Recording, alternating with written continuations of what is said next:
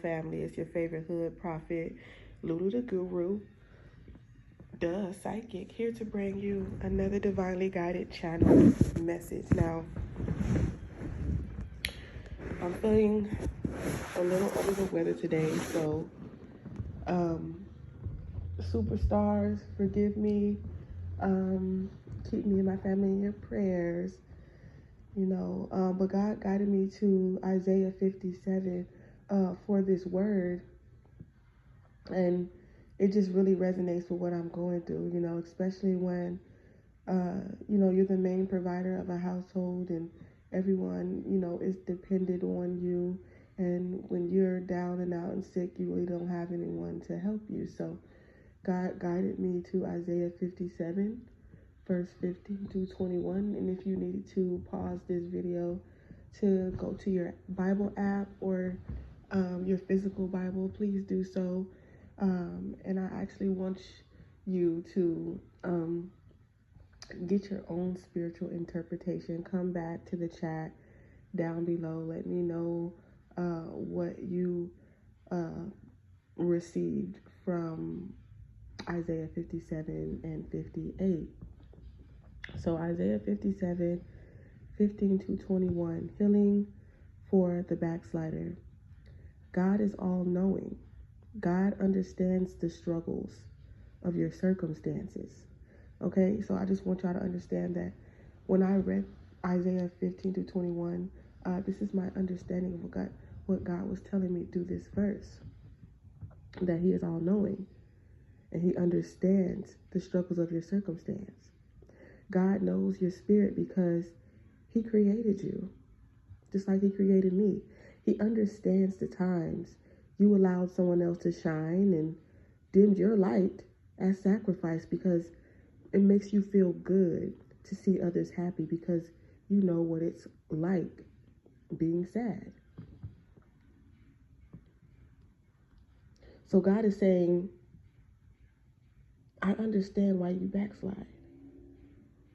And then as I pondered in spirit, the phrase imposter syndrome came to mind.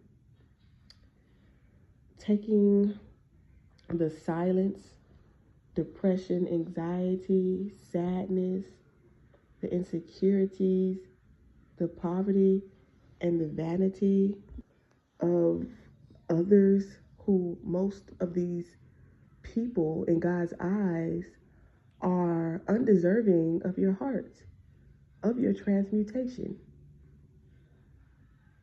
So I want to ask you, do you remember your first butt whooping? The first time someone you loved hit you? You felt the disappointment, but later, after the pain went away, you understood it was all out of love, and you analyzed your wrongdoing. You realized the day didn't last forever, but the lesson of those days did. People who love you and will respect your position in their lives. And backsliding merely means going back to one's old ways of comfort, whether that be food, drugs, sex, sleep, shopping, negligence of any form or fashion. You were comfortable being in the back.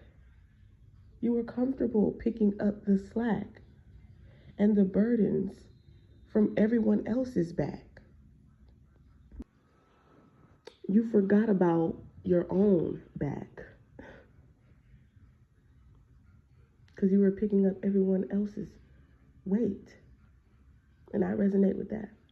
In verse 18, I have seen his ways and I will heal him. I will also lead him and restore comfort to him and his mourners.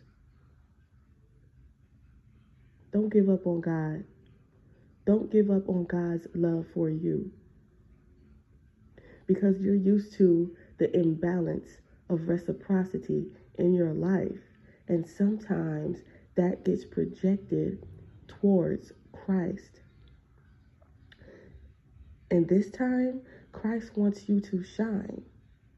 Verse 19, I create the fruit of the lips.